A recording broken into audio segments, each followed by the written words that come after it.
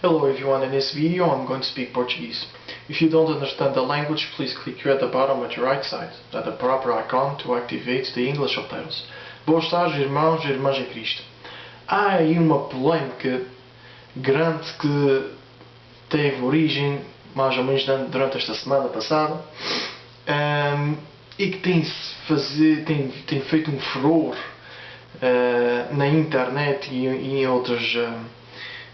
outros meios de comunicação, que é a restrição das mulheres fazerem uma homilia, ou seja, de pregarem, fazerem uma proclamação única, pessoal, no contexto da missa, portanto, na Eucaristia. Né?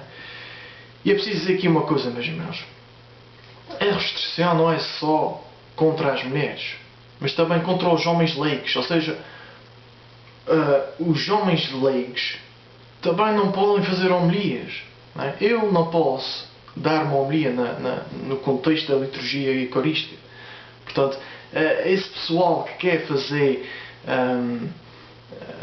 uma seleção de géneros, querem causar uma divisão de política, enfim, de controvérsia entre os sexos. Não é? Querem ter isso para quê? Para quase como chamarem a atenção a eles mesmos, para que possam ter mais fama e possam sentir-se talvez os salvadores das classes, portanto, neste caso da classe feminina. Não é? E vou falar mais acerca disto, de quem é que anda a dizer isto, no próximo vídeo, portanto na próxima semana. Eu vou dar uma pequena palavra forte a quem está puxando para esta realidade, que é uma realidade que não tem senso nenhum. Bem, portanto temos que distinguir aqui entre a classe dos ordenados e a classe dos não ordenados. Ou seja, a classe ordenada é aquela, basicamente a hierarquia da igreja, é aqueles homens que recebem o sacramento da ordem. Há 7 sacramentos, há um deles que é o sacramento das sagradas ordens, portanto o sacramento da ordem. O que é que faz? Faz com que a pessoa se eleve, entre na hierarquia oficial da igreja, não é? Que é diácono, padre, sacerdote e bispo. Também temos que realizar o que é a missa, o que é a Eucaristia. A missa é uma expressão litúrgica da vida de Cristo, ou seja, cada aspecto da missa é uma celebração e reconhecimento da encarnação, paixão, morte e ressurreição do Senhor. Depois também temos que ver a configuração do sacerdote, ou seja, é uma simples verdade da eclesiologia católica, ou seja, a eclesiologia vem da palavra eclésia, que é a palavra para igreja, portanto é o estudo da igreja, o estudo da organização da igreja. Portanto, é uma simples verdade da eclesiologia católica que o homem ordenado está configurado para Cristo de uma maneira única. Né? Estamos aqui a falar de homens que estão profundamente conectados com o ministério sacerdotal de Cristo. Somos todos, através do nosso batismo, somos todos sacerdotes. Não é? Somos configurados, somos sacerdotes, reis e profetas, não é? No batismo. Mas há uma classe que entra numa outra realidade do sacerdócio de Cristo. Portanto, esta é reservada aos homens que recebem as sagradas ordens. Ora, o sacerdote está configurado, como eu disse, para o ministério sacerdotal de Cristo, e o diácono, por exemplo, também o diácono tem a oportunidade de fazer homilias, o diácono está configurado para o ministério de serviço, não é, de Cristo. Ou seja, dentro da liturgia, este carisma é que é revelado através das funções designadas para os ordenados. Ou seja, dentro da Eucaristia, cada um tem a sua parte, cada um tem as suas funções, o seu papel, a sua maneira de participar. Não é? Há uma distinção sempre, e isto é uma distinção importante. É importante não confundir as classes, não é? Porque uma tem, a classe dos ordenados, tem uma função que é a função de santificar a igreja, não é? Oferecer-se totalmente para a igreja, santificá-la, não é? Ensiná-la, protegê-la. É?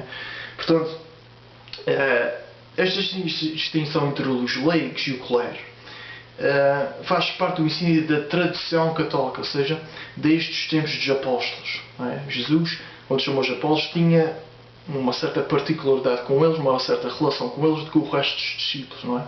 Portanto, eles eram e foram os nossos primeiros bispos, não é? Aqueles que salvaguardaram a doutrina e depois ordenaram outros homens para substituírem a eles mesmos e para ter, como a igreja estava à espera, e precisavam de alguém que os guiasse, não é? Que guiasse a igreja em certos sítios do mundo.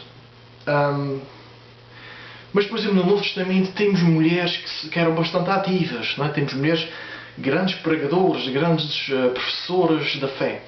Por exemplo, só um exemplo posso aqui dizer, podia dar aqui outros, mas temos um exemplo de uma mulher chamada Priscila, que também com o seu marido chamado Áquila, eram professores da fé, não é? E eram amigos de São Paulo, por exemplo.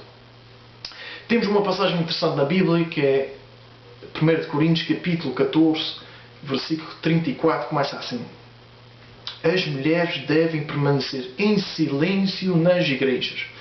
É um versículo um bocadinho controverso e também um bocadinho de difícil interpretação. É um bocadinho difícil de interpretar, porque temos que ver o contexto deste versículo.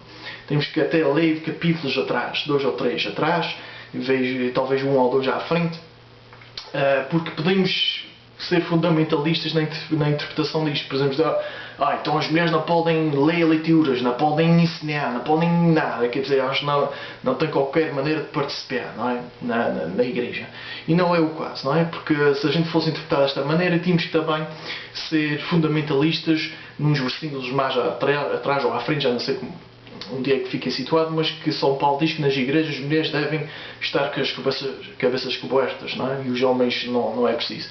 Ou seja, então tínhamos que exigir que as mulheres, ao entrarem nas igrejas, ao celebrarem alguma liturgia, tinham que realmente cobrirem as suas cabeças.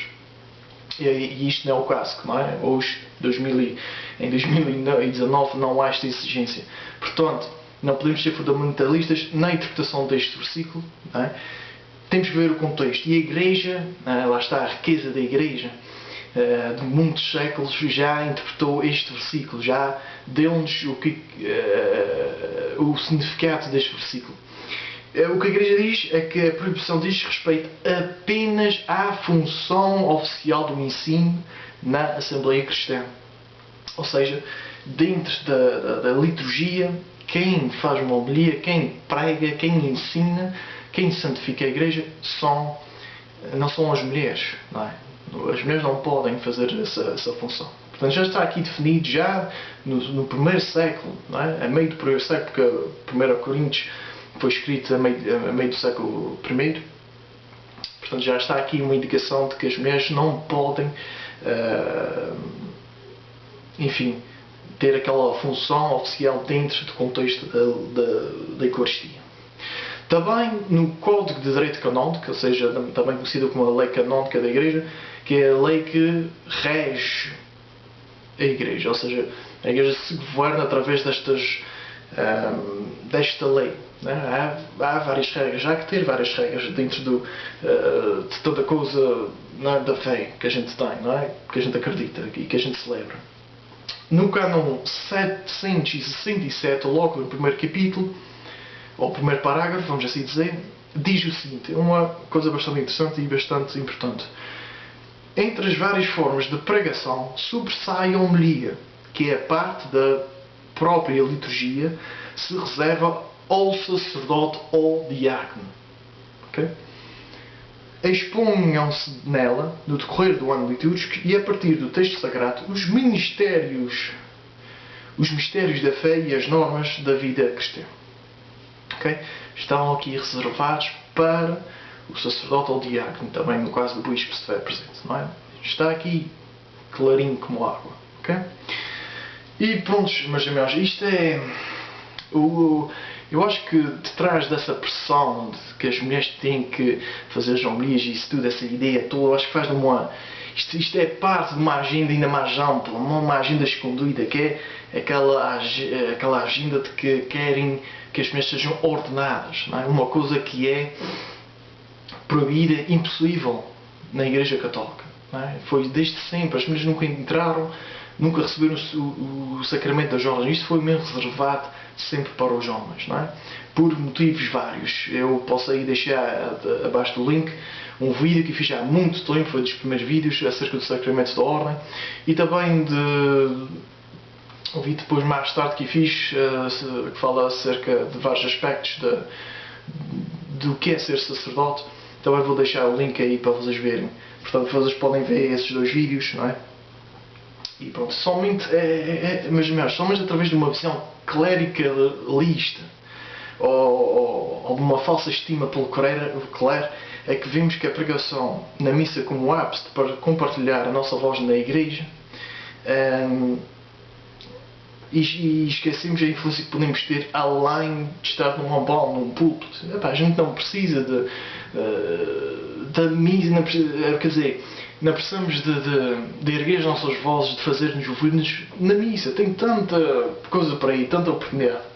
Não é? Podemos dar conferências, podemos dar catequese, podemos ir para as ruas e evangelizar, homens, mulheres, leigos, não interessa.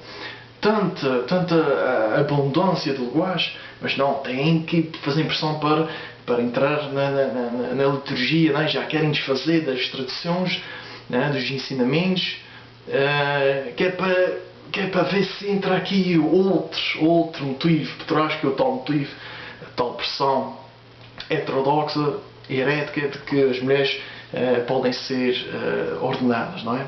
Portanto, meus irmãos, minhas caras irmãs, vocês têm tanta oportunidade. Não escutem esses que puxem por coisas que que são impossíveis, que não dá para se realizar, não é? Isso é só para criar polémica, atenção a eles, fama, e para eles sentirem-se bem, para eles que são salvadores, que depois as pessoas aderem a eles e não sei o quê, quer dizer, é só para eles sentirem-se bem. Okay? Não perca depois, então, a próxima semana eu vou falar acerca de quem está a puxar para